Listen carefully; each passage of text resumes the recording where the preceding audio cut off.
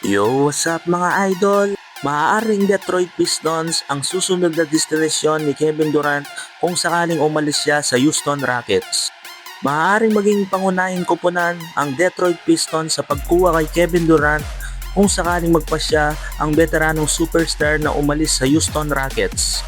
Ayon sa NBA insider na si Brett Siegel, malaking dahilan kung bakit interesado ang Detroit Pistons ay ang matibay na relasyon ni Durant sa franchise player ng Pistons na si Cade Cunningham.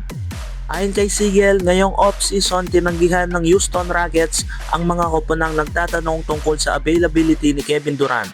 Kabilang na dito ang Detroit Pistons. Dagdag pa niya, kung sakaling nais ni Durant na umalis sa Houston Rockets balang araw, isa ang Detroit Pistons sa mga koponang malaking tsansang makuha siya dahil sa malapit niyang ugnayan kay All-Star guard Cade Cunningham. Naging lehitimong title contender ang Detroit, magiging magandang oportunidad para kay Durant ang paglipat sa Detroit dahil isa na ngayon ang Pistons sa pinakamalakas na koponan sa Eastern Conference. Tinapos ng Detroit Pistons ang 2025-2026 NBA regular season na may 60 games na panalo at 22 games na talo, sapat upang makuha ang number 1 seed sa Eastern Conference. Gayunpaman, nagtapos ang kanilang kampanya matapos silang matalo sa 7 laro laban sa Cleveland Cavaliers sa Eastern Conference Semifinals. Pinangunahan ni Cade Cunningham ang muling pagbangon ng Pistons matapos magtala ng 23.9 points per game, 9.9 assists per game at 5.3 rebounds per game. Kung madaragdag si Durant sa roster, magkakaroon ang Detroit ng isa pang elite scorer na kayang gumawa ng puntos sa half-court offense. Makakatulong din siya upang mabawasan ang mabigat na responsibilidad ni Cade Cunningham, lalo na sa playoffs. Maaaring gamitin ng Pistons si Durant bilang pangalawang pangunahing playmaker. Habang pinapanatili ang kanilang batang core na binubuo ni Cade Cunningham, Jalen Duren at Ausar Thompson, sa kabila ng mga usap-usapan, nananatiling isa si Kevin Durant sa pinakamahusay na manlalaro ng Houston Rockets at wala pang indikasyon na nais niya itong lisanin sa kasalukuyan.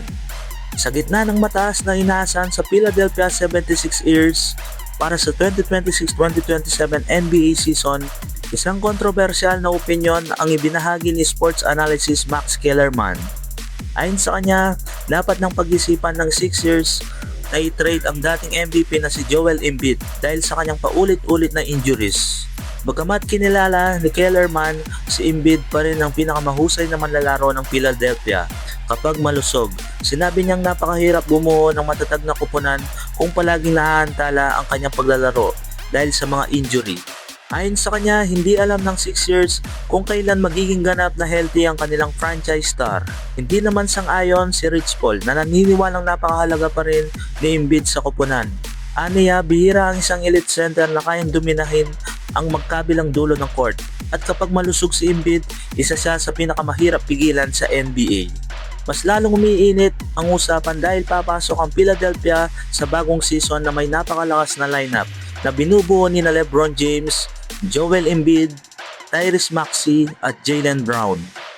Umaasa ang Sixers na ang kombinasyong ito ang magwawakas sa kanilang matagal na paghihintay para sa isa pang NBA championship.